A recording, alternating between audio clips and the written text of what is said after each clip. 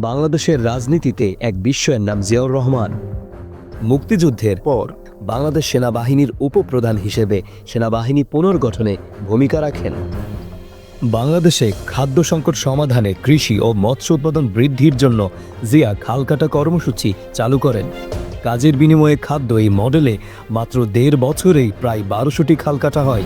এর ফলে খাদ্য উৎপাদন যেমন বাড়ে, সেই সাথে বাড়ে জিয়ার জনপ্রিয়তাও।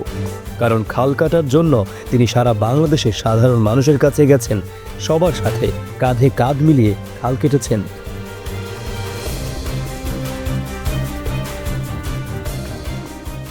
নন্দিত কথা সাহিত্যিক হুমায়ুন আহমেদ তার দেয়াল উপন্যাসে লিখেছেন, জিয়া মানুষটার সৎ ছিলেন, এতে কোনো সন্দেহ নেই। লোক দেখানো সৎ না, আসলে সৎ। তার মৃত্যুর পর দেখা গেল জিয়া পরিবারের কোনো সঞ্চয় নেই।